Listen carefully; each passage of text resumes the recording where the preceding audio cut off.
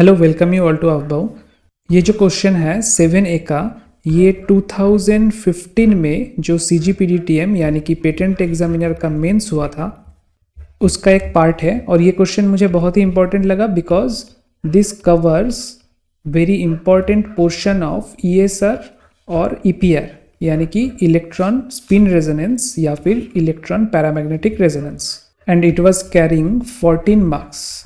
इसका वेटेज है 14 मार्क्स। ये क्वेश्चन सॉल्व करवाने से पहले मैं एक बार आपको ESR और EPR स्पेक्ट्रा के ऊपर बेस करके जो भी क्वेश्चन आ सकता है एग्जाम में वो एक बार बता देता हूं, और इसके लिए इसका कंसेप्शन जानना जरूरी है। देखिए, कोई भी अगर स्पेक्ट्रा इलेक्ट्रॉन स्पिन या फिर प्रोटॉन स्पिन के ऊपर बेस करके बनता है, या तो फिर इलेक्ट्रॉन स्पिन या तो फिर प्रोटॉन स्पिन, तो वहां पे जीमैन इफेक्ट को सबसे ज्यादा इंपॉर्टेंट माना जाता है। जीमैन इफेक्ट क्या है? सपोज अगर कोई पार्टिकल का दो स्पिन स्टेट है, +½ एंड -½ तो ये नॉर्मल मैग्नेटिक फील्ड के एब्सेंस में, मतलब जब आपका मैग्नेटिक फील्ड 0 है तो ये डीजेनरेट स्टेट में रहेगा।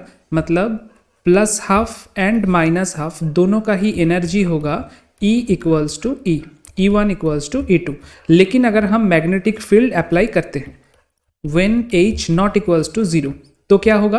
तो जीमैन इफेक्ट देखा जाएगा। मतलब इन the presence of magnetic field degenerate spin state split होके दो डिफरेंट स्पिन स्टेट को प्रोड्यूस करेगा। जैसे कि यहाँ पे suppose this is E2 and this is E1। अब E1 is not equals to E2, तो ये है मेनली जीमैन इफेक्ट। और स्टार्क इफेक्ट क्या है? जीमैन इफेक्ट के साथ ही आता है Stark effect. This is when a degenerate spin state separates in the presence of electric field. Zeeman effect is related to magnetic field and Stark effect is related to electric field. तो यहाँ पे हम सिर्फ Zeeman effect का बात करेंगे। अब आप देखो, आपने NMR का कुछ ना कुछ तो पढ़ा होगा CSIR नेट या गेट का तैयारी करते वक्त।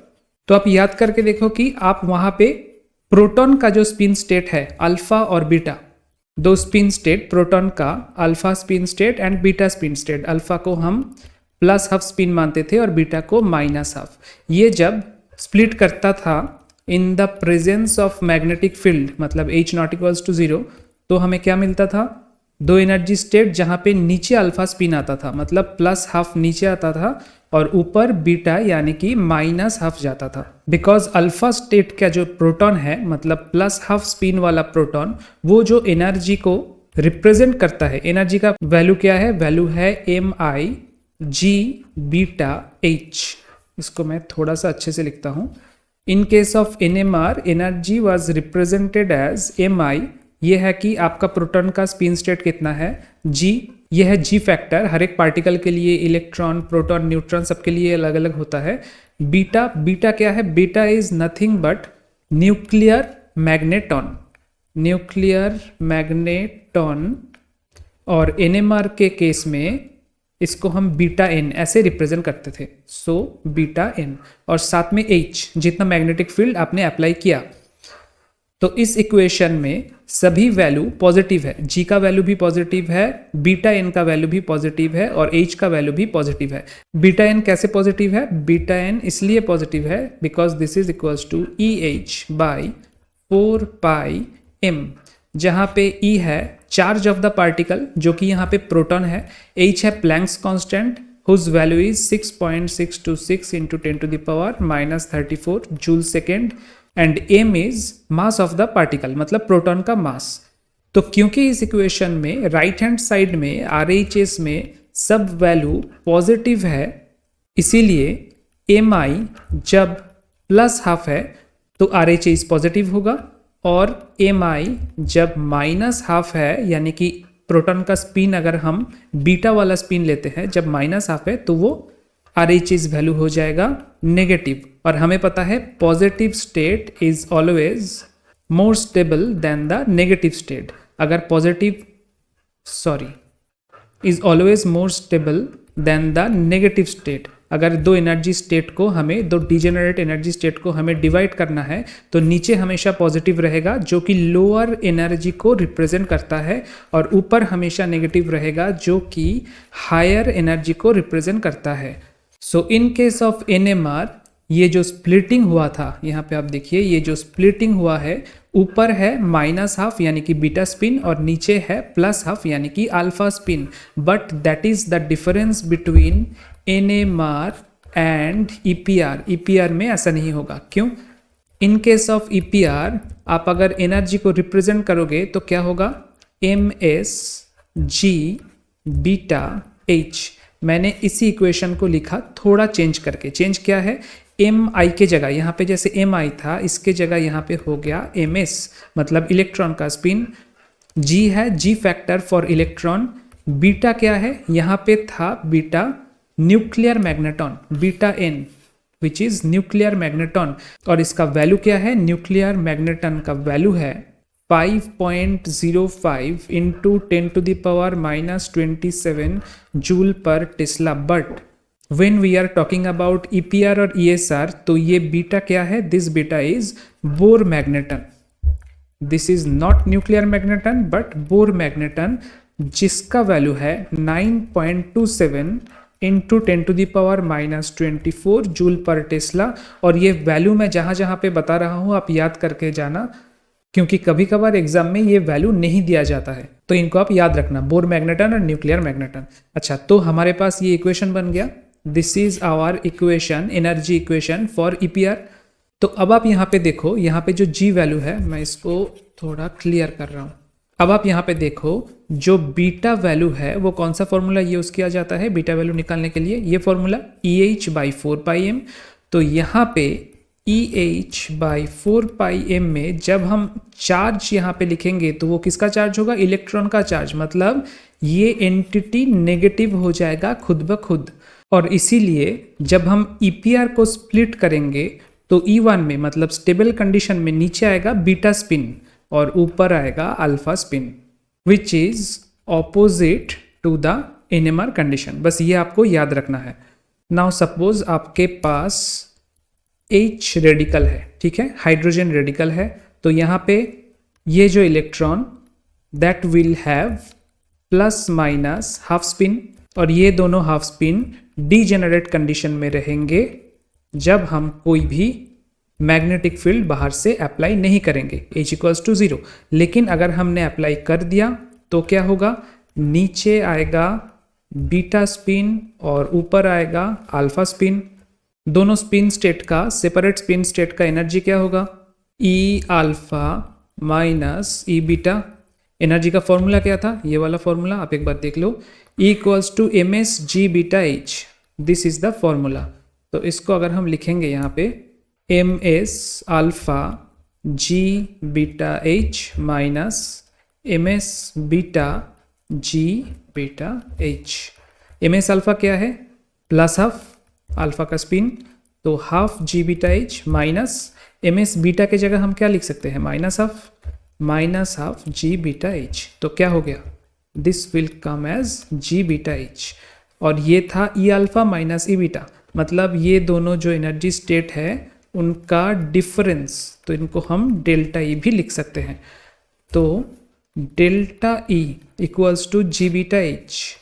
This is very important formula applied for EPR spectra. इस इक्वेशन को हमेशा आप ध्यान रखना विथ यूनिट। यूनिट क्या है?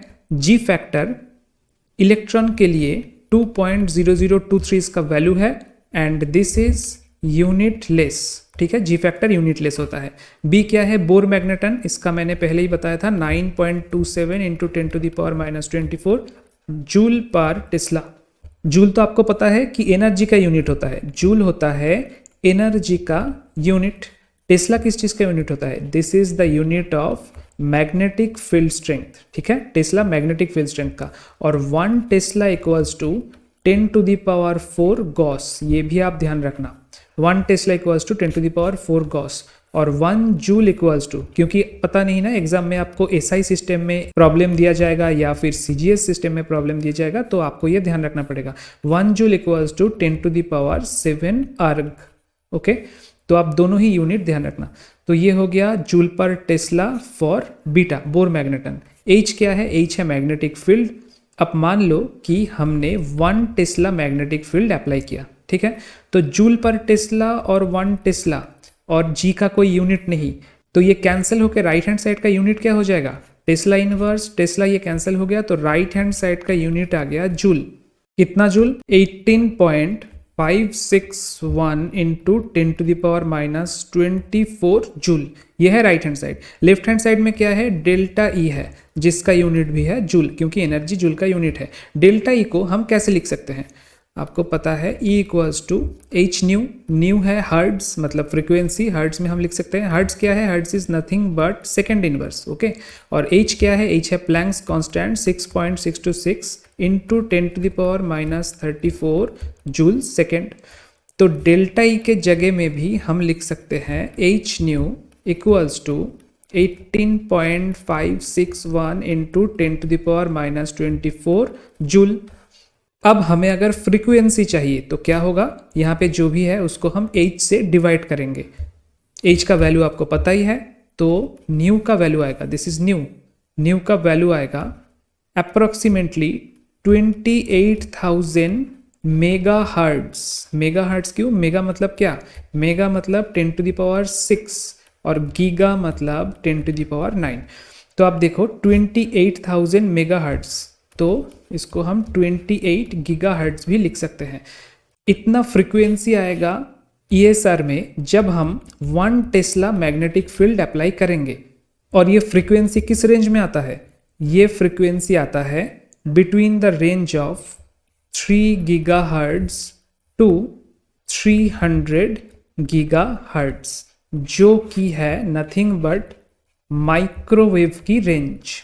सो नेट या गेट में अगर आपको पूछा जाए कोई MCQ कि ESR स्पेक्ट्रा या EPR स्पेक्ट्रा किस रेंज में काम करता है, आप कहोगे कि माइक्रोवेव रेंज में ये काम करता है। और NMR जो कि ESR का बिल्कुल सिमिलर है, तो NMR किस में काम करता है? NMR works in radio frequency range, ठीक है। ये दोनों भी डिफरेंस है NMR वर्सेस ESR का।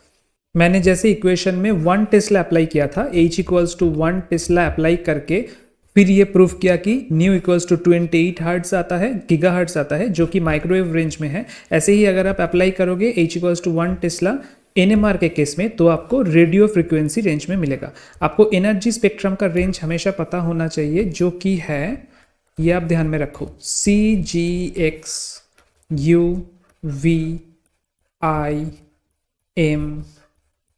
ठीक है।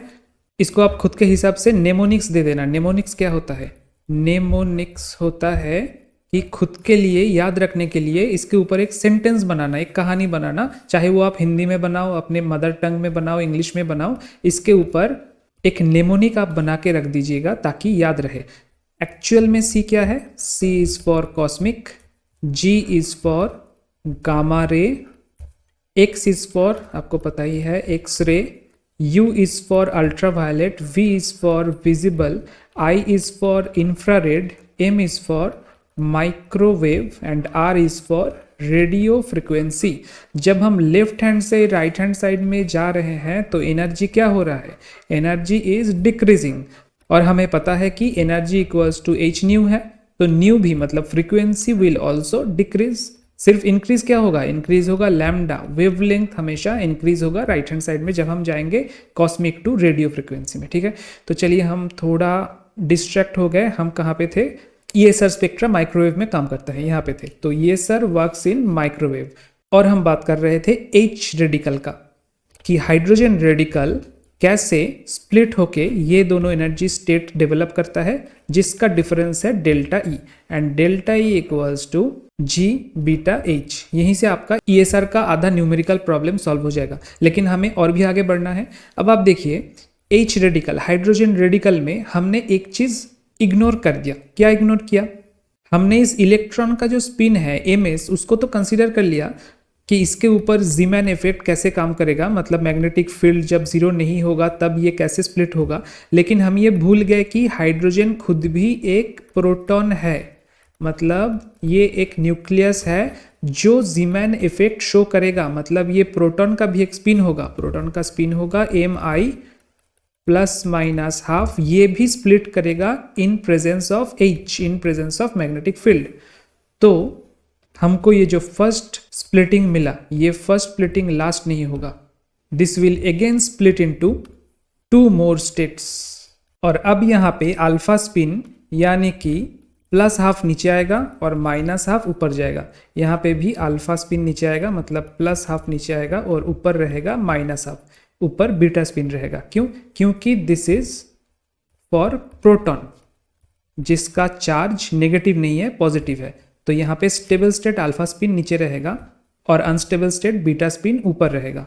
तो आप यहाँ पे और एक बार ध्यान से समझ लो कि ये जो फर्स्ट स्प्लिटिंग हो रहा है, this is for ms, electron के स्पिन के वजह से हो रहा है, and this is for mi, proton के स्पिन के वजह से हो रहा है ये second splitting. This is the first splitting and this two are for second splitting. तो फाइनली हमें लाइन कितना मिलेगा? हमें क्या चाहिए? स्पेक्ट्रा चाहिए। अगर सिर्फ फर्स्ट स्प्लिटिंग होता तो हमें बस एक ही लाइन मिलता। कौन सा? एक ही लाइन मिलता, एक ही स्पेक्ट्रल लाइन मिलता। लेकिन अब हमारे पास 4 एनर्जी स्टेट है और ये 4 एनर्जी स्टेट में कुछ भी हो सकता है। मतलब यहाँ से यहाँ पे भी ट्रांजिशन हो सकता है, यहाँ से यहाँ पे भी हो सकता है, यहाँ से यहाँ पे भी हो सकता है। मतलब बहुत तरीके की ट्रांजिशन आप इमेजिन कर सकते हो, एज्यूम कर सकते हो। But there is a rule for that. उस रूल को क्या बोलते हैं? Selection rule. सिलेक्शन रूल आपके बाकी सब एजम्पशंस को कैंसिल कर देता है इसके बेसिस पे कि delta ms will be plus minus 1 and delta mi will be 0। This is very important, आप इसको भी नोट कर लीजिए। तो कौन सा ट्रांजिशन होगा? मैं इसको इरेज कर देता हूं। ट्रांजिशन पॉसिबल होगा तभी जब डेल्टा mi 0 हो। ऐसा कौन सा पॉसिबिलिटीज है? इस mi के आप नीचे देखो, प्लस हाफ से अगर हम प्लस हाफ को माइनस करेंगे तो क्या आएगा? 0। और माइनस हाफ से अगर हम माइनस हाफ को सब्ट्रैक्ट करेंगे तो भी रिजल्ट आएगा 0, जो कि मैच कर रहा है डेल्टा mi इक्वल्स टू 0 इस सिलेक्शन रूल के साथ। सो this will B one transition and this will be another transition. अब हमें मैच करना है कि सेकेंड सिलेक्शन रूल भी ये सेटिस्फाई करता है कि नहीं, जो कि है delta ms equals to plus minus 1। अब आप देखो ms के नीचे जो है दिस इज, मैंने कहा था ऊपर आएगा प्लस हाफ एंड नीचे माइनस हाफ। तो plus half minus minus half अगर आप करोगे, plus half minus minus half अगर आप करोगे तो क्या आया? 1, which obeys this delta ms equals to plus minus 1 equation. So हमारे पास 2 स्पेक्ट्रल लाइन आना चाहिए, 1 और 2। 2 स्पेक्ट्रल लाइन हमारे पास आना चाहिए अकॉर्डिंग टू दिस 2 ट्रांजिशंस। अब इतनी छोटी सी सिंपल सी हाइड्रोजन रेडिकल के लिए अगर हमें इतना कैलकुलेशन करने के बाद पता चले कि हमारे पास 2 स्पेक्ट्रल लाइन आएगा, तो इससे कॉम्प्लेक्स रेडिकल के लिए और भी ज्यादा कैलकुलेशन करना पड़ेगा। But there is a simple formula, ताकि हमें बार बार ये ड्रॉ करके देखना ना पड़े कि कितना स्पेक्ट्रल लाइन आएगा। The first formula is, sorry formula नहीं, rule. There are some rules to know how many spectral lines will be there. First rule is when the electron spectra, electron एक ही स्पेक्ट्रल लाइन देगा, है ना, यहाँ पे एक, यहाँ पे एक, मतलब एक ही स्पेक्ट्रल लाइन देगा कोई भी इलेक्ट्रॉन हो। When that spectra is split by n number of equivalent nuclei, n number of equivalent nuclei of spin I, then the number of spectral lines we will get, then the number of spectral lines one will get will be 2ni plus 1। जैसे hydrogen के case में, hydrogen radical के case में hydrogen का nuclear spin कितना है?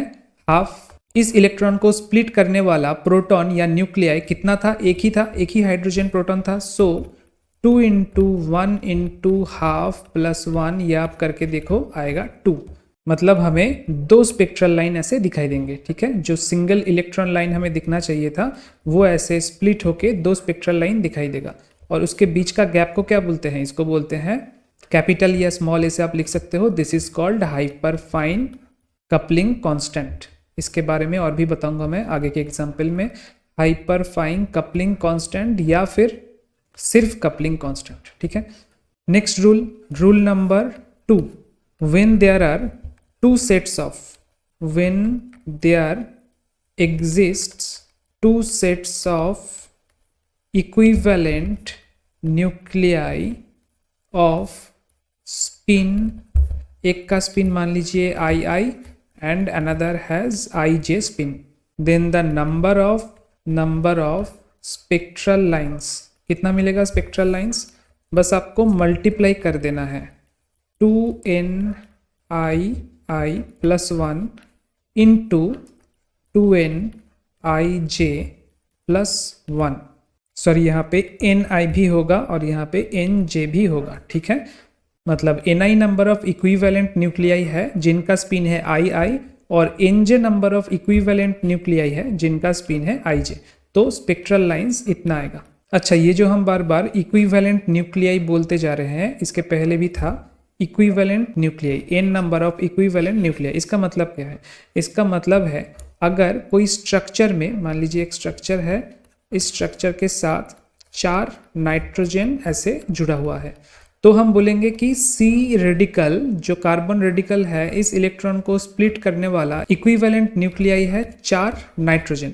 लेकिन अगर ऐसा ना होके एक तरफ का स्ट्रक्चर थोड़ा सा अलग रहे, मान लीजिए कुछ ऐसा स्ट्रक्चर रहे और उसके बाद जाके यहाँ पे एक नाइट्रोजन और यहाँ पे एक नाइट्रोजन रहे, तो ये 4 नाइट्रोजन इक्विवेलेंट नहीं होगा। तब क्या होगा? ये 2 नाइट्रोजन इक्विवेलेंट होगा और ये 2 नाइट्रोजन अलग से इक्विवेलेंट होंगे, ठीक है।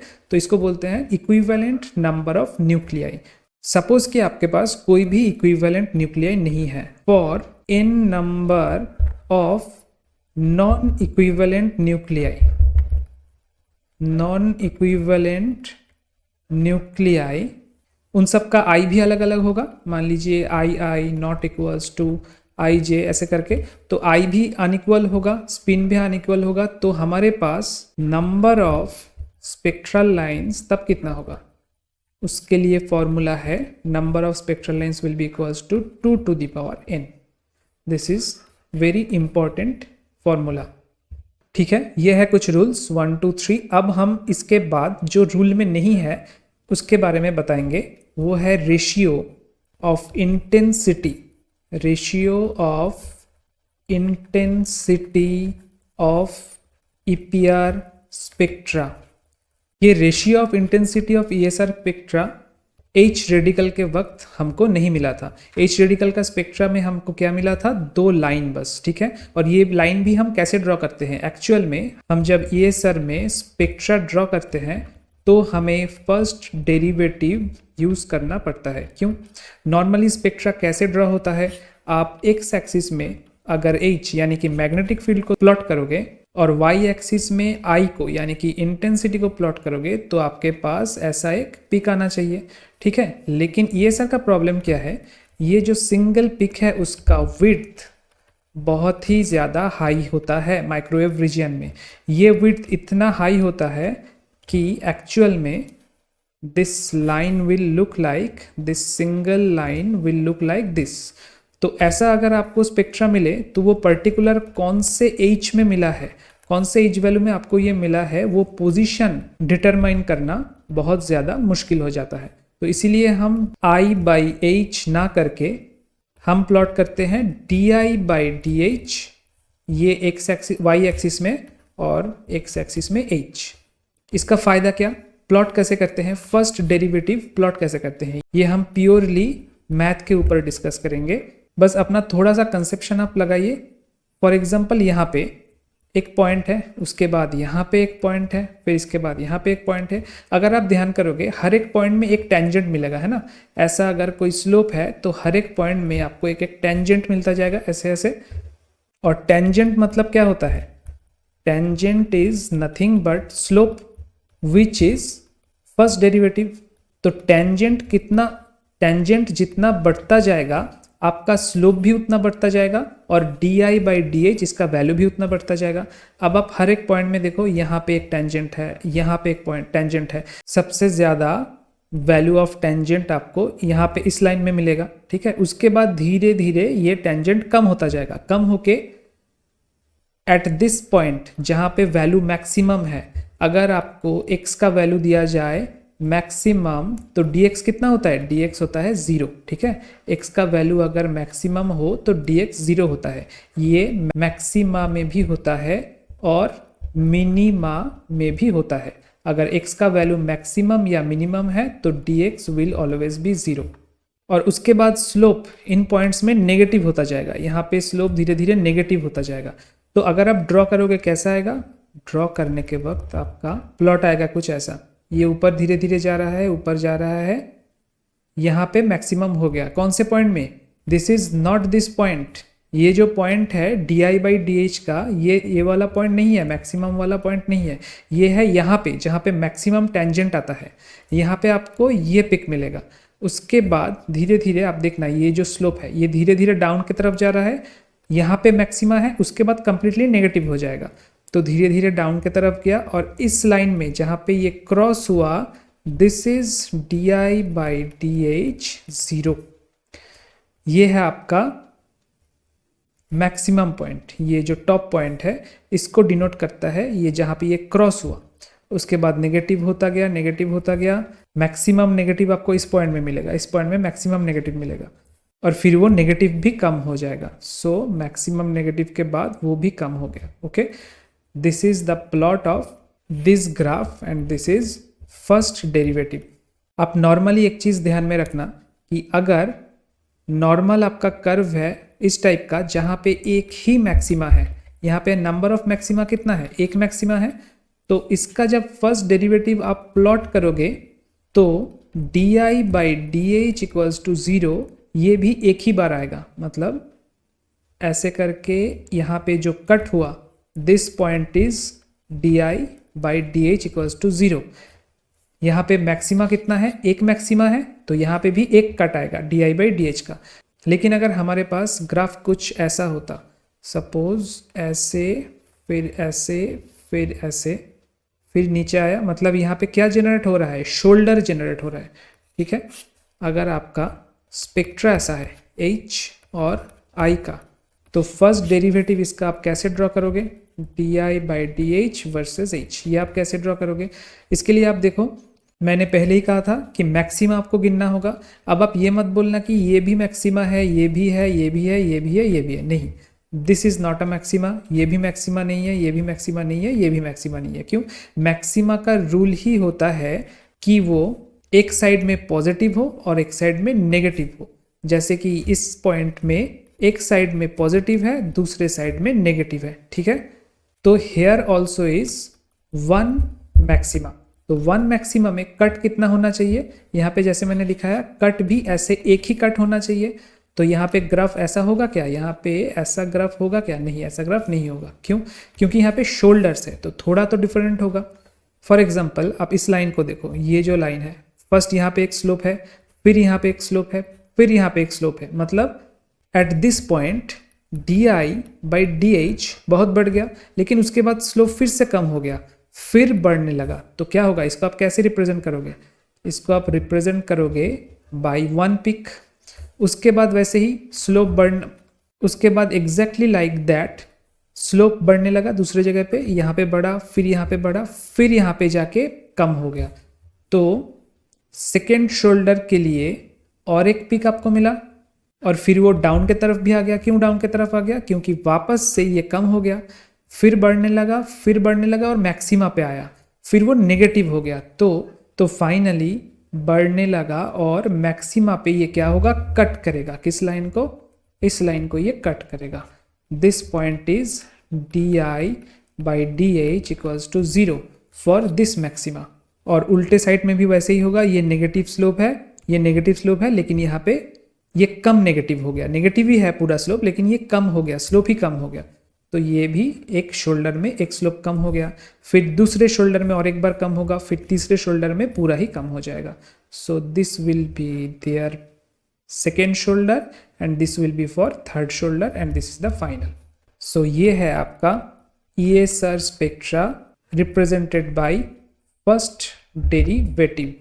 सेकेंड डेरिवेटिव वैसे ज़रूरत नहीं होता है, लेकिन फिर भी अगर पूछ लिया जाए तो आप कैसे करोगे सेकेंड डेरिवेटिव। नॉर्मली मैं एक बार दिखा देता हूँ कि ये है आपका एक नॉर्मल सा कर्व, ठीक है। फर्स्ट डेरिवेटिव में क्या होगा, एक मैक्सिमा है तो फर्स्ट डेरिवेटिव में आप बस एक बार ही काटोगे डी बाई डी एच को लाने के लिए। सेकेंड डेरिवेटिव में क्या होता है, this is I by H, this is D I D H by H. Second derivative is D square I D H square by H. यहाँ पे आप देखो एक मैक्सिमा है एक मिनिमा है, तो दो बार जो मीडियम लाइन है वो कटेगा। So here is your first cut, here is your second cut and this is final conclusion. यहाँ पे आप ध्यान से देखो, यहाँ पे एक कट है, यहाँ पे एक कट है, दो बार कट है इस लाइन पे। यहाँ पे पूरे लाइन पे बस एक ही बार कट है, यहाँ पे दो बार कट है, that is why this is second derivative. ये जो फर्स्ट कट है वो है ये मैक्सिमा के लिए, और ये जो सेकेंड कट है दिस इज फॉर ये मिनिमा के लिए। ठीक है, तो इसके ऊपर बहुत सारे क्वेश्चन आ सकते हैं कि स्पेक्ट्रल लाइंस फर्स्ट डेरिवेटिव में कैसे होगा, सेकेंड डेरिवेटिव में कैसे होगा। अगर शोल्डर वाला कोई पीक आपको दिया जाए उसका फर्स्ट डेरिवेटिव आपको ड्रॉ करना हो सकता है, या फिर एमसीक्यू से चूज करना हो सकता है। अब हम बात कर रहे थे हाइड्रोजन रेडिकल के बारे में कि इसका दो लाइन होता है, तो ये तो दो मैंने बस स्ट्रेट लाइन ड्रॉ कर दिया। एक्चुअल में कैसे होगा spectra, first derivative spectra of hydrogen कितना लाइन होना चाहिए, दो लाइन। वो हमको कैसे मिला, 2ni + 1, इस फॉर्मूला से 2 × 1 × हाफ + 1, इस फॉर्मूला से मिला 2 लाइन। तो इसका अगर स्पेक्ट्रा होगा that will look like this, ये एक लाइन और ये एक लाइन, ये होगा हाइड्रोजन का स्पेक्ट्रा di/dh और यहाँ पे h। अब यहाँ पे आप ध्यान से देखो, मैंने ये जो हाइट दिया है दोनों पिक्स का वो 1:1 रेशियो में मैंने हाइट दिया है, लेकिन सब केसेस में ऐसा नहीं होगा। क्यों नहीं होगा, उसके लिए हमें ये जानना पड़ेगा कि ratio of intensity of EPR spectra ये कैसे डिटरमाइन किया जा सकता है। For that we need to take another radical which is methyl radical.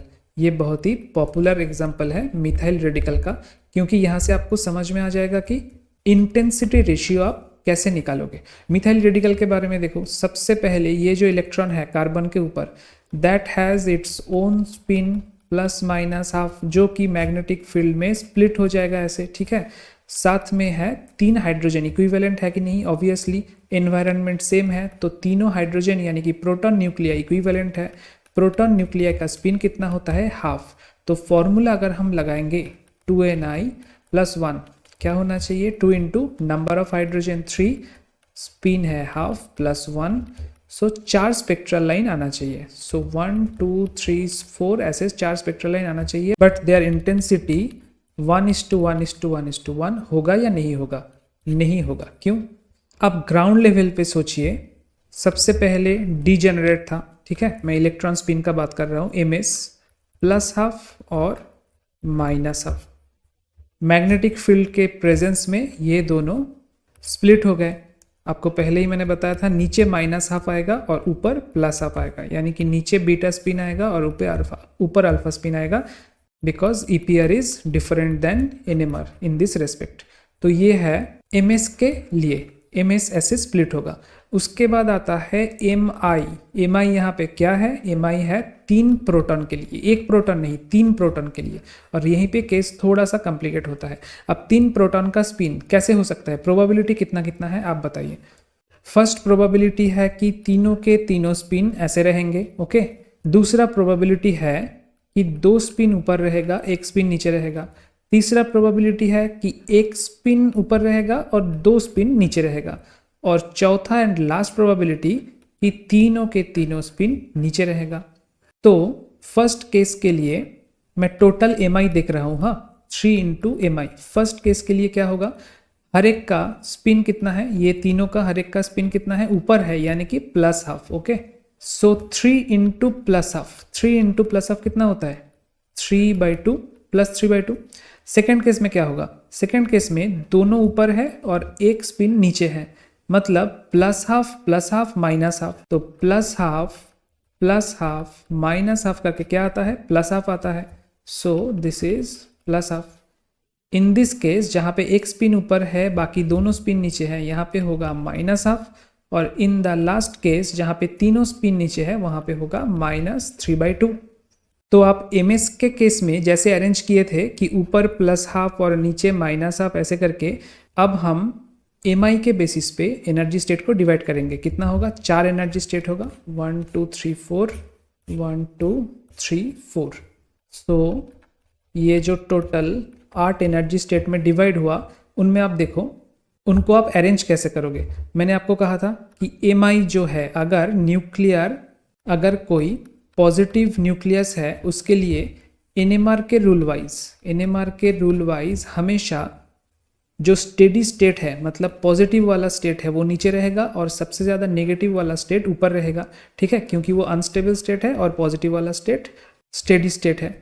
तो हमारे पास ये जो 4 स्टेट है, +3/2, +½ -½ -3/2, इनमें सबसे ज़्यादा पॉजिटिव कौन है? सबसे ज़्यादा स्टेबल है +3/2, फिर है +½ फिर है -½ उसके बाद है -3/2। ठीक है, लेकिन हमें यहाँ पे एक चीज़ ध्यान में रखना है कि ये जो एमआई है, दिस हैज़ बीन कपल्ड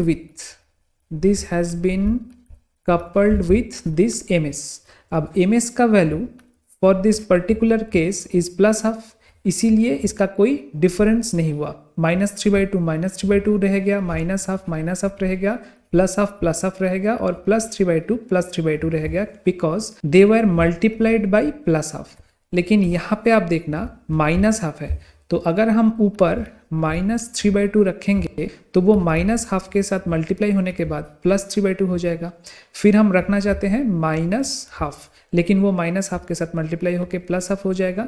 ऐसे ही नीचे क्या आएगा? नीचे आएगा -½ और -3/2। ये रहा हमारा 4 energy state for beta electron spin. Now हमें क्या चाहिए? नंबर ऑफ स्पेक्ट्रल लाइन्स, और number of spectral lines equals to क्या है? इक्वल्स टू है number of transitions between the energy state. यहाँ पे कितना एनर्जी स्टेट है? 8 एनर्जी स्टेट है, 1 2 3 4 5 6 7 8। तो इन 8 एनर्जी स्टेट में ट्रांजिशन कैसे होगा? ईपीआर का सिलेक्शन रूल क्या है? सिलेक्शन रूल है delta M S equals to +-1, ये मैंने पहले भी कहा था, और delta M I equals to 0। तो delta M S equals to +-1 ये तो सेटिस्फाइड है। आप इन दोनों में देखो, +½ -½ करने के बाद +1 आएगा, so this first one is satisfied. अब हमें delta M I equals to 0 देखना है। For particularly few cases delta M I हम 0 कैसे करेंगे? अब आप यहाँ पे देखो, +3/2, this value is +3/2, this value is also +3/2, दोनों को माइनस करेंगे तो 0 हो जाएगा। So this is 1 transition.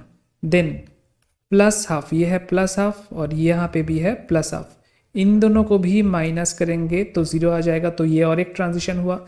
फिर this is -½ and this is -½ तो इन दोनों में भी ट्रांजिशन होगा, इन दोनों स्टेट के अंदर।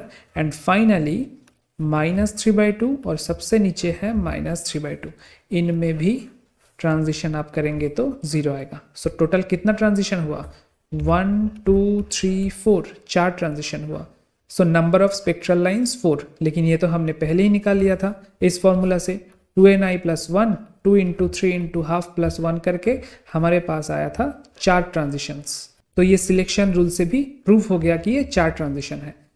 रेशियो कैसे प्रॉब्लम करेगा? रेशियो ऐसे प्रॉब्लम करेगा कि हमने अभी तक ये जो +3/2, +½ -½ और -3/2 किया था, इनका और क्या क्या पॉसिबिलिटीज़ है वो मैंने आपको नहीं दिखाया था। पॉसिबिलिटीज़ क्या है? सबसे पहले ये जो 3 स्पिन है, +½ +½ +½ ये ड्रॉ करने का और कोई तरीका है? नहीं है, तो ये एक ही तरीके से ड्रॉ किया जा सकता है। सो +3/2 हैज़ ओनली 1 प्रोबेबिलिटी। वैसे ही लास्ट वाला -3/2, यहाँ पे भी 3 स्पिन स्टेट को एक ही तरीके से नीचे ड्रॉ किया जा सकता है। सो -3/2 this also have only 1 probability. लेकिन बीच का 2 स्टेट आप देखो, 2 स्पिन ऊपर है, 1 स्पिन नीचे है। इसको तो हम ऐसे भी ड्रॉ कर सकते थे कि फर्स्ट स्पिन ऊपर है, सेकेंड स्पिन नीचे है और थर्ड स्पिन वापस ऊपर है, या फिर फर्स्ट स्पिन नीचे है और आखिरी के 2 स्पिन ऊपर है। इन तीनों केसेस में इन तीनों केसेस में आपको प्लस हाफ ही मिलता है ना, तो यहाँ पे प्रोबेबिलिटी कितना है, 3 प्रोबेबिलिटी है। वैसे ही फॉर दिस केस एक स्पिन ऊपर है और 2 स्पिन नीचे है। इसको हम कैसे और ड्रॉ कर सकते थे, फर्स्ट स्पिन नीचे, सेकेंड स्पिन नीचे, थर्ड स्पिन ऊपर, या फिर फर्स्ट स्पिन नीचे, सेकेंड स्पिन ऊपर और थर्ड स्पिन नीचे। तो इसमें भी हमारा माइनस हाफ आता। तो ये जो स्टेट है पर्टिकुलरली +3/2, ये एक ही तरीके से ड्रॉ किया जा सकता है, अचीव किया जा सकता है। जो सेकेंड स्टेट है, this state can be achieved by 3 possibilities, and the third state can be also achieved by 3 ways, and the last stage can be achieved by only 1 way. So ये जो 4 spectral line है 1 2 3 4, ये जो 4 spectral line है उनका ratio होगा 1:3:3:1 based on the probabilities. और ये रेशियो के बारे में हमें कब डिस्कस करना पड़ता है, जब नंबर ऑफ इक्विवेलेंट न्यूक्लियाई जब मोर देन 1 हो, तभी हमें रेशियो के बारे में डिस्कस करना पड़ेगा, अलग से सोचना पड़ेगा। अब आप देखो यहाँ पे मिथाइल रेडिकल में फाइनली ESR स्पेक्ट्रा कैसा होगा, फर्स्ट डेरिवेटिव हम प्लॉट करेंगे DIH/H। सो फर्स्ट पिक, फिर सेकेंड पिक, फिर थर्ड पिक एंड फिर फाइनल पिक। रेशियो कितना हुआ 1:3:3:1 इंटेंसिटी का रेशियो, ठीक है। ये ऐसा आप मत कर देना, बिल्कुल 1:1 आप मत कर देना, नहीं तो ये गलत हो जाएगा। This will not be the spectra of methyl radical. अब आप सोचो मिथाइल रेडिकल का जगह अगर आपको कोई हाइपोथेटिकल ऐसा कुछ दिया जाए जहाँ पे एक इलेक्ट्रॉन है C, उसके बाद X5 है ना, और X का I कितना है, I है हाफ, तो नंबर ऑफ स्पेक्ट्रल लाइन्स कितना होता, number of spectral lines would be 2 × 5 × half plus 1, 2ni plus 1 formula से equals to 6 स्पेक्ट्रल लाइन्स। तो उनका इंटेंसिटी का रेशियो कितना होगा, ये है क्वेश्चन। तो 3 हाइड्रोजन के लिए जब हमने 3 स्पिन को ऐसे ऐसे अलग से सजाया था, कभी 2 को ऊपर कभी नीचे, वैसे ही 5 इक्विवेलेंट X के लिए हमें उसका हाफ स्पिन को भी ऐसे अरेंज करना पड़ेगा, 5 को कभी ऊपर, या फिर 4 को कभी ऊपर 1 को नीचे, या फिर कभी 3 को ऊपर 2 को नीचे। लेकिन ये करना एक्चुअल में पॉसिबल नहीं है हर बार। तो उसके लिए एक बहुत आसान एंड मैजिकल रूल है which is called Pascal's triangle rule. Pascal's triangle क्या है, यहाँ पे आप देखो, दिस इज पास्कल्स ट्रायंगल। अब पहले इसका जो डिज़ाइन है वो देख लो, वैल्यू मैं आपको बाद में बताता हूँ।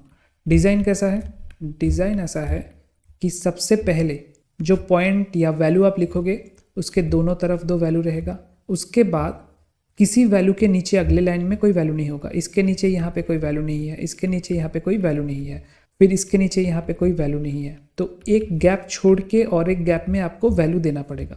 सबसे पहले 2 लाइन का आपका बस याद रखना है कि 1 और 1 1, बाकी अपने आप हो जाएगा। क्या करोगे आप, यहाँ पे जो वैल्यू है और यहाँ पे जो वैल्यू है, इन दोनों को ऐड करके बीच में बिठा दोगे, यहाँ पे 2, और दोनों जगह पे 1 रहेगा। स्टार्टिंग में और एंडिंग में हमेशा पास्कल्स ट्रायंगल में 1 रहेगा, और बीच का जो गैप है उसमें पास्कल्स ट्रायंगल में वैल्यू एडिशन होता जाएगा।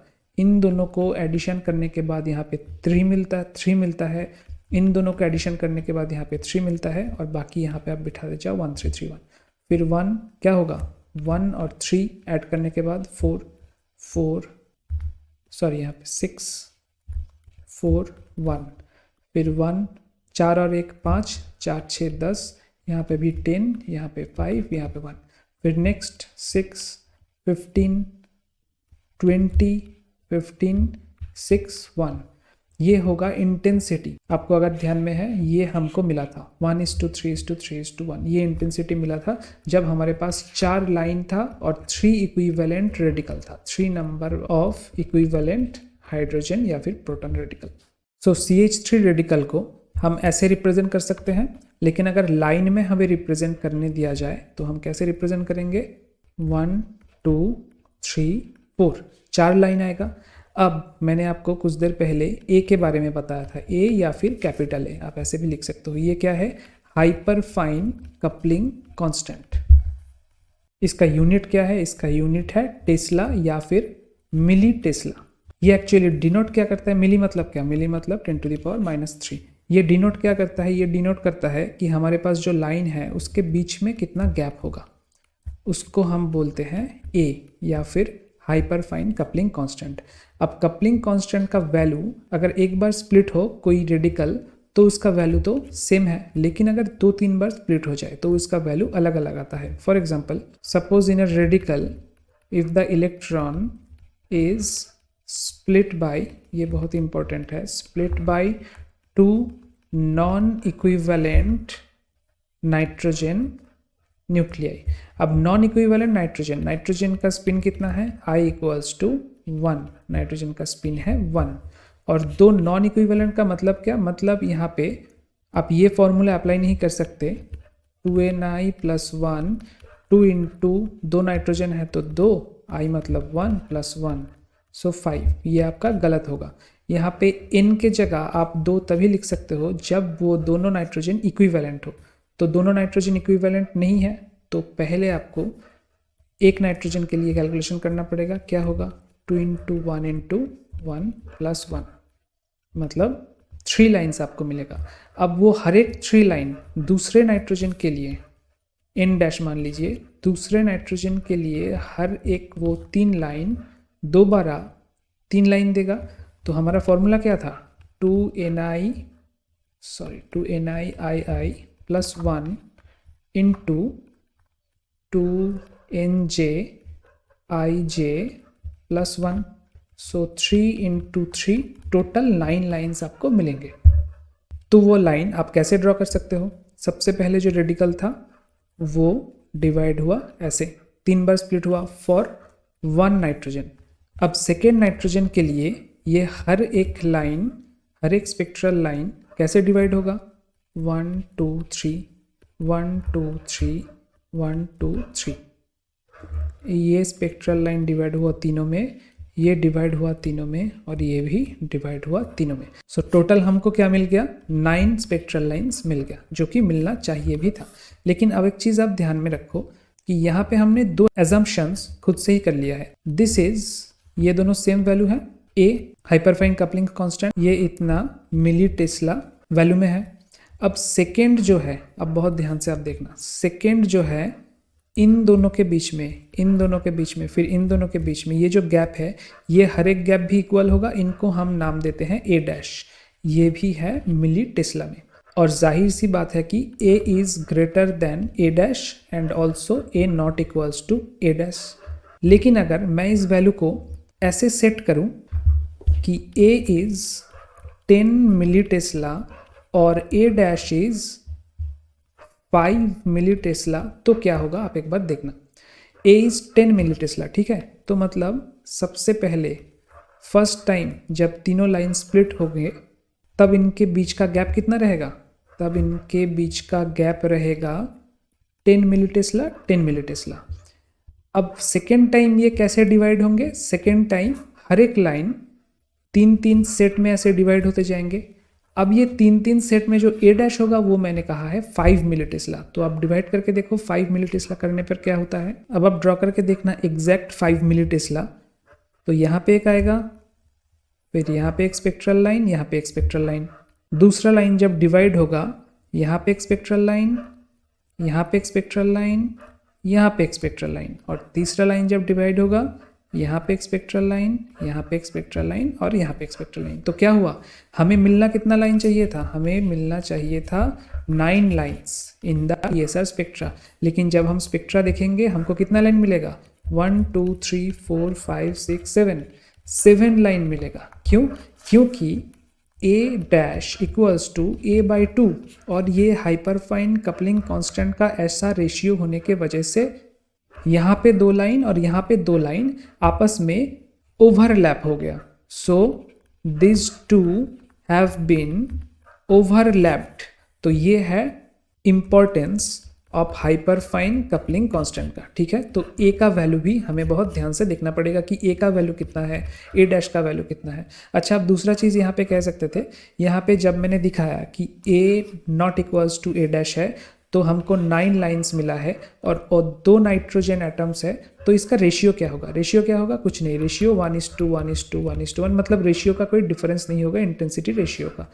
क्यों प्रॉब्लम नहीं होगा? मतलब हमें यहाँ पे पास्कल्स ट्रायंगल अप्लाई करके रेशियो क्यों नहीं देखना पड़ेगा? क्योंकि रेशियो ऑफ इंटेंसिटी तभी चेंज होता है जब more than one equivalent nuclei रहता है, ठीक है? तभी ये सब लोचा होता है कि स्पिन कैसे रहेगा, ऊपर रहेगा या नीचे रहेगा, कितना स्पिन रहेगा। लेकिन सब अगर अलग अलग न्यूक्लियाई है, नॉन इक्विवेलेंट है, तो वहाँ पे हमें पास्कल्स ट्रायंगल अप्लाई करने की कोई ज़रूरत नहीं है। तो अभी तक हमने जो सीखा उसी के बेसिस पे ESR रिलेटेड सब क्वेश्चन आपका हो जाना चाहिए। आप इक्वेशन ध्यान रखना, मेन इक्वेशन जो है डेल्टा E या फिर H nu equals to G beta H, इसी इक्वेशन से सब न्यूमेरिकल हो जाएगा। इन सब का यूनिट याद रखना, G का वैल्यू याद रखना 2.0023, बोर मैग्नेटन का वैल्यू याद रखना, H कितना है वो देख लेना, अगर टेस्ला में है तो गॉस में कन्वर्ट कर लेना, अगर गॉस में है तो टेस्ला में कन्वर्ट कर लेना अपने हिसाब से। न्यू देखना किस में है, अगर मेगा हर्ट्ज में है तो हर्ट्ज इंटू 10⁶ कर लेना, अगर गीगा हर्ट्ज में है तो वो 10⁹ लगा हुआ है, ये भी ध्यान रखना। उसके साथ फर्स्ट डेरिवेटिव क्या होता है, सेकेंड डेरिवेटिव क्या होता है, फिर आपका जो रूल है 2ni+1, ठीक है?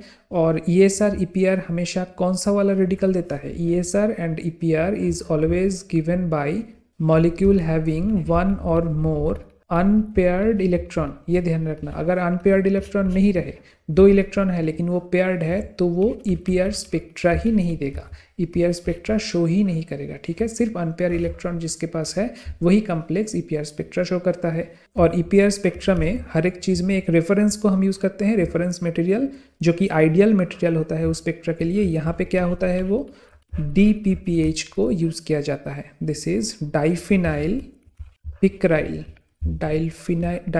पिक्राइल हाइड्राजाइड। स्ट्रक्चर कैसा है इसका? This has a structure like this. Nitrogen के ऊपर रेडिकल है, एक तरफ पिक्रिक एसिड वाला रिंग आपको याद है, वो वाला रिंग मतलब ट्राई नाइट्रो रिंग आपको मिलेगा, और दूसरे तरफ जो डाइफिनाइल पार्ट है, डाइफिनाइल, बस 2 बेंजीन रिंग आपको ड्रॉ करना होगा। तो ये स्ट्रक्चर भी आप ध्यान में रखना। और सिर्फ इसी रेडिकल को क्यों कंसीडर किया जाता है as reference for ESR? Because यहाँ पे जो फ्री रेडिकल है electron, that is highly delocalized through all these organic moieties. ये जो ऑर्गेनिक रिंग्स है उसके ऊपर ये इलेक्ट्रॉन इक्वली डिस्ट्रीब्यूटेड रहता है, एंड दैट इज वाई इस इलेक्ट्रॉन का orbital component contribution towards the magnetic moment ये नियरली ज़ीरो होता है। देखिए, मैग्नेटिक मोमेंट में जो कंट्रीब्यूशन होता है वो spin magnetic moment and orbital magnetic moment दोनों तरफ से ही आता है। तो यहाँ पे इन case of ESR electron spin resonance में हम चाहते हैं कि ऑर्बिटल कंट्रीब्यूशन मिनिमम रहे, जितना मिनिमम रहेगा हमारा ESR सिग्नल उतना अच्छा आएगा। तो रेफरेंस मटेरियल के तौर पे इसीलिए DPPH को यूज़ किया जाता है, क्योंकि इसका orbital contribution towards magnetic moment almost zero होता है, सिर्फ इसका स्पिन कंट्रीब्यूट करता है, and that is why we get a sharp ESR और EPR सिग्नल। वैसे इसका कितना लाइन आना चाहिए? अब देखो, नाइट्रोजन का I कितना होता है? I होता है 1, और यहाँ पे कितना नाइट्रोजन है? 2 नाइट्रोजन है, यहाँ पे एक नाइट्रोजन और यहाँ पे एक नाइट्रोजन। इसका कंट्रीब्यूशन कितना भी चाहे कम हो, लेकिन थोड़ा सा कंट्रीब्यूशन होगा और इसका कंट्रीब्यूशन ज़्यादा होगा। सो 2ni+1 इंटू 2ni+1 ये आपको यहाँ पे करना पड़ेगा। आप कितना लाइन लाओगे? 3 × 3, 9 लाइन्स यहाँ पे मिलना चाहिए। लेकिन मैंने आपको अभी कहा था कि हाइपरफाइन कपलिंग कांस्टेंट इन दोनों के रिलेशन के ऊपर डिपेंड करके यहाँ पे देखा जाएगा कि लगभग 5 लाइन स्पेक्ट्रा मिलता है। ओके, 5 लाइन स्पेक्ट्रा मिलता है, और वो भी कहाँ पे? सॉल्यूशन में मिलता है DPPH का स्पेक्ट्रा। अगर परफेक्ट सॉलिड स्टेट में हो, ठीक है, परफेक्ट सॉलिड क्रिस्टलाइन स्टेट में अगर हम DPPH का स्पेक्ट्रा देखेंगे, ESR spectra, that will be only 1 single line. Now another important thing, अगर कोई मॉलिक्यूल के पास क्यूबिक सिमेट्री है, अगर कोई मॉलिक्यूल के पास बिल्कुल क्यूबिक सिमेट्री है और उस मॉलिक्यूल का XYZ तीनों जो एक्सिस है एक्स वाई एंड जी, ये तीनों एक्सिस फिर क्या होगा, इक्विवेलेंट होगा एक दूसरे के लिए। अगर वो परफेक्ट क्यूबिक शेप में है मतलब उसका क्यूब लाइक सिमेट्री एग्जिस्ट करता है, क्यूब लाइक सिमेट्री। और ये किस स्टेट में ज़्यादातर मॉलिक्यूल का क्यूब लाइक सिमेट्री एग्जिस्ट करता है, अगर वो मॉलिक्यूल खुद सिमेट्रिकल हो और अगर वो सॉलिड स्टेट में रहे, सॉलिड क्रिस्टलाइन स्टेट में रहे, तो ये होता है एक्स वाई जी तीनों axis equivalent to each other.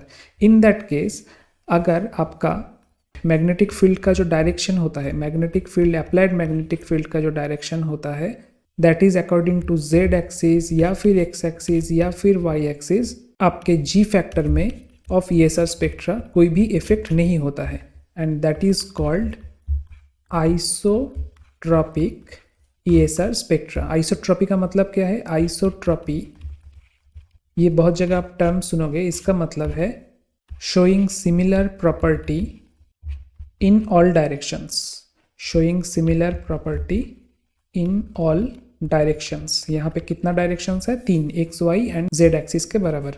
लेकिन अगर क्यूब लाइक सिमेट्री एग्जिस्ट ना करे तो जब मैग्नेटिक फील्ड जेड एक्सिस के पैरेलल अप्लाई होगा then we will have 2 G values, one is G parallel that is Z axis के अलोंग जी का जो वैल्यू आएगा and another is G perpendicular, मतलब एक्स एक्सिस या वाई एक्सिस के along G का जो वैल्यू आएगा। So this is the phenomenon of anisotropy. Anisotropy में आपको जी का 2 वैल्यू मिलेगा, जो हाइपरफाइन कपलिंग कांस्टेंट है उसको भी 2 वैल्यू मिलेगा, उसका भी 2 वैल्यू मिलेगा। सो एनाइसोट्रॉपी में ये होगा। अब चलते हैं हमारे मेन क्वेश्चन की तरफ, जो हमारा प्रॉब्लम था पेटेंट एग्जामिनर मेंस में जो आया था और जिसको सॉल्व करने के लिए हमने इतना कुछ किया। क्वेश्चन में क्या कहा गया है, a marine biological organism has vanadium containing molecule which catalyzes reaction of the type, ये रिएक्शन है इन इट्स फंक्शनल फॉर्म। ठीक है, इंपॉर्टेंट लाइन क्या है, vanadium containing molecule. Next, this molecule is EPR silent, EPR में कोई signal नहीं देता। कब सिग्नल नहीं देता है, जब कोई अनपेयर्ड इलेक्ट्रॉन जब नहीं रहता है तब ईपीआर साइलेंट होता है, मतलब कोई सिग्नल नहीं मिलता। But it will undergo a 1 electron reduction to give a species with an anisotropic EPR spectrum, जिसका जी वैल्यू दिया गया है 1.984, ए वैल्यू है 17.6 मिली टेस्ला, एमटी मतलब मिली टेस्ला, फिर जी परपेंडिकुलर, अच्छा ये है जी और ए परपेंडिकुलर, तो फिर ये पैरेलल होना चाहिए।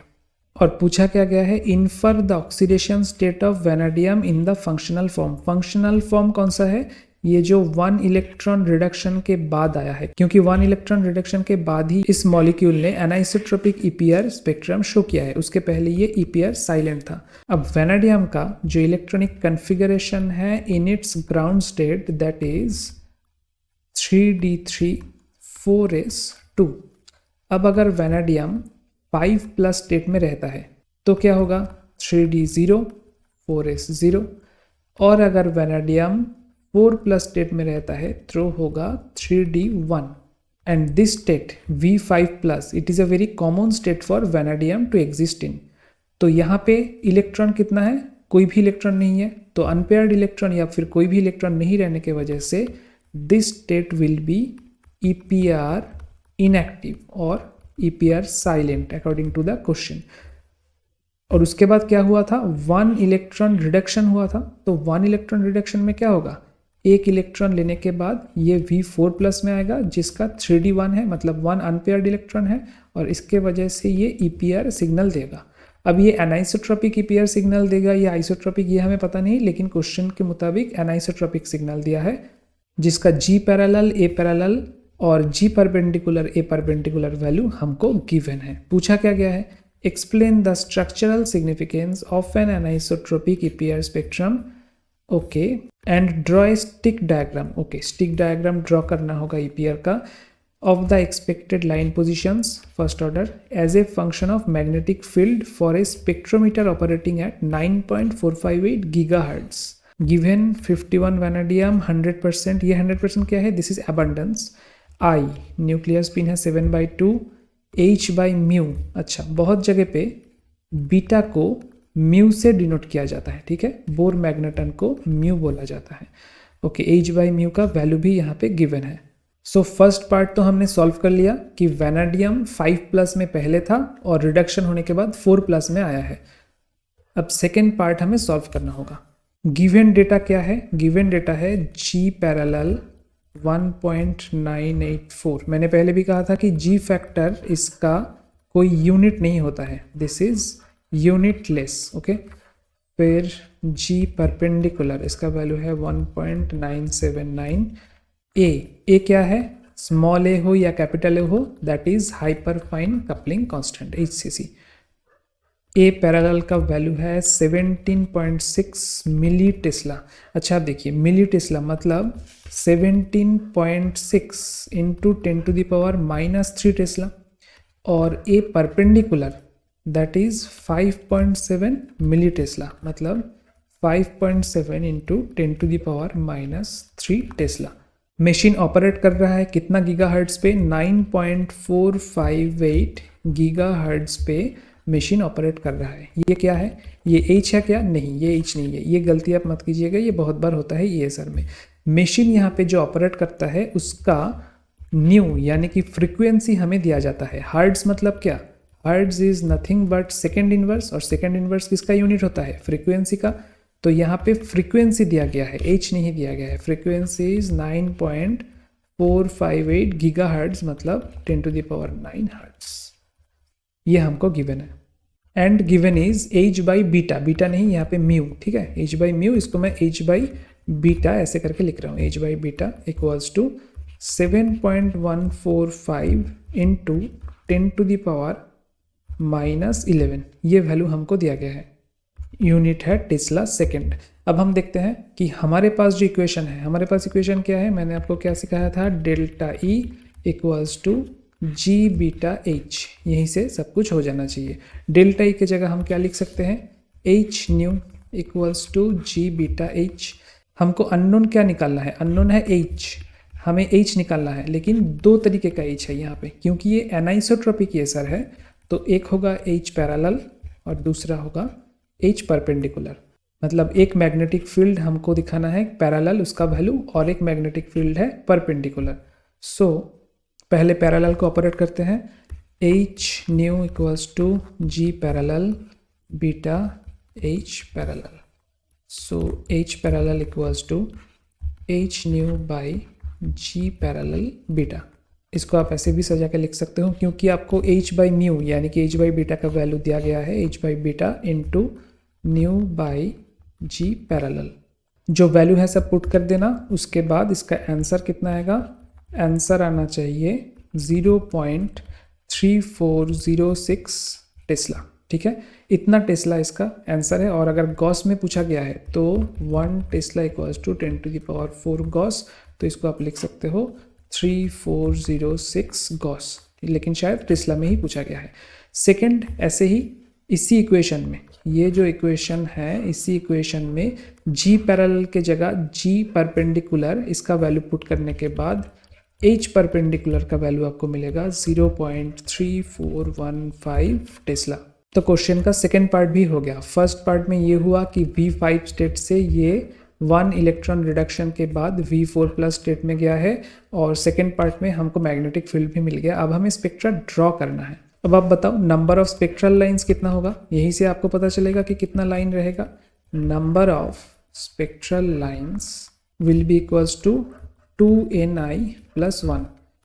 वैनाडियम का एटम, वैनाडियम न्यूक्लियर कितना है? एक ही है। हमको बोला, ऐसा नहीं गया है कि वैनाडियम मोर देन 1 है, तो हम कितना लेंगे? 2 × 1। आई आप देखना प्रोवाइडेड है 7/2। वैनाडियम का nuclear spin 7/2, so 7/2 + 1, so we will have 8 lines. 8 line आपके पास आना चाहिए। लेकिन ध्यान से, क्योंकि ये एनाइसोट्रोपिक स्पेक्ट्रा है, तो यहाँ पे आपको एक ही फ्री इलेक्ट्रॉन यानी कि रेडिकल से 2 बार 8 लाइन मिलेंगे। 8 लाइन एक बार मिलेगा जी पैरेलल के लिए, और 8 लाइन का स्पेक्ट्रा और एक बार मिलेगा जी परपेंडिकुलर के लिए। इसको आप कैसे ड्रॉ करोगे? इसीलिए ए वैल्यू दिया गया है। आपको अगर याद है, ए पैरेलल का वैल्यू है 17.6 मिली टेस्ला और ए परपेंडिकुलर का वैल्यू है 5.7 मिली टेस्ला। अब इसका हमें क्या करना है, कुछ नहीं, बस आप ये ध्यान में रखो कि कौन सा ज़्यादा है कौन सा कम है। 17.6 इज़ ऑब्वियसली ग्रेटर देन 5.7। तो अगर हम दोनों लाइन को बाजू में एकदम ड्रॉ करें, एक लाइन है G पैरेलल के लिए और एक लाइन है G परपेंडिकुलर के लिए। तो G पैरेलल जब डिवाइड होगा, कैसे डिवाइड होगा, 8 लाइन में डिवाइड होगा। राइट हैंड साइड में 1 2, थोड़ा सा यहाँ पे इरेज कर देता हूँ, 3 4, यहाँ पे भी 1 2 3 4। और इसका पोजीशन हमसे पूछा गया है, पोजीशन क्या होगा, G पैरेलल का पोजीशन क्या है, G पैरेलल का पोजीशन है exactly at H parallel. H parallel का वैल्यू कितना था, आप यहाँ पे देखो, H पैरेलल का वैल्यू था 0.3406 टेस्ला, ठीक है, ये इसका वैल्यू था। तो अगर ये वाला लाइन, आप एक बार सोचो, हाँ, ये वाला लाइन अगर 0.3406 टेस्ला में है, सिचुएटेड है, तो राइट हैंड वाला लाइन और लेफ्ट हैंड वाला लाइन कितने में सिचुएटेड होगा। ये लेफ्ट हैंड वाला लाइन को अगर थोड़ा सही से डिस्ट्रीब्यूट किया जाए तो ये टोटल, ये डिस्टेंस कितना है, ये डिस्टेंस है capital A parallel. Okay, capital A parallel का वैल्यू कितना है, 17.6 मिली टेस्ला। तो ये बीच का जो गैप है इसका वैल्यू कितना होगा, 17.6/2 मिली टेस्ला, मतलब 8.8 milli tesla. So this line, this particular line will be situated at 0.3406 plus 8.8 into 10 to the power minus 3 Tesla. देखो आप समझ पा रहे हो कि नहीं, 8.8 मिली टेस्ला मतलब 8.8 into 10 to the power minus 3 Tesla. अब ये बीच वाला लाइन अगर 0.3406 टेस्ला में सिचुएटेड है, तो राइट हैंड वाला फर्स्ट लाइन कहाँ पे सिचुएटेड होगा, 8.8 into 10 to the power minus 3 Tesla add हो जाएगा। इसको हम x मान लेते हैं, ठीक है, x मान लेते हैं। तो ये क्या होगा, ये हो जाएगा 2x, ये हो जाएगा another 2x, ये हो जाएगा another 2x। यहाँ पे भी सेम, इसका वैल्यू है 2x, इसका वैल्यू है 2x और इसका वैल्यू है 2x। और ये 8 लाइन को अगर हम नाम देते हैं A B C D E F G H, तो ए लाइन कहाँ पे सिचुएटेड होगा, ए लाइन सिचुएटेड होगा 0.3406, जो कि बीच का लाइन है, बिल्कुल बीचों बीच है 3406 टेस्ला। तो ये होगा minus x plus 2x plus 2x plus 2x minus 7x Tesla, जहाँ पे x क्या है, x है 8.8 into 10 to the power minus 3 Tesla, ये है x का वैल्यू। B का पोजीशन क्या होगा, B का पोजीशन होगा 0.3406 माइनस 5x। ऐसे करते आप A B C D E F G H, इन सब का पोजीशन बता सकते हो। एकदम लास्ट लाइन जो होगा H, इसका पोजीशन क्या होगा 0.3406 प्लस 7x टेस्ला। वैसे ही अगर आप ड्रॉ करोगे G परपेंडिकुलर वाला लाइन को, तो उसका भी 8 लाइन आएगा, लेकिन डिफरेंस क्या होगा, यहाँ पे A पैरेलल था 17.6 मिली टेस्ला, A परपेंडिकुलर कितना था 5.7 मिली टेस्ला, मतलब बहुत कम था, तो इसका गैप भी बहुत कम कम होगा। यहाँ पे राइट हैंड साइड पे 4 लाइन और लेफ्ट हैंड साइड पे 4 लाइन। और इसका पोजीशन कैसे होगा, अगर इसका नाम दे हम A B C D E F G H, हर एक के बीच में गैप कितना है, हर एक के बीच में गैप है A परपेंडिकुलर, लेकिन हमें वो नहीं चाहिए, हमें चाहिए उसका half 5.7/2 into 10 to the power minus 3 Tesla. इसको हम y डिनोट करते हैं, तो ये वैल्यू होगा 2y, ये वैल्यू भी होगा 2y, ये वैल्यू भी होगा 2y।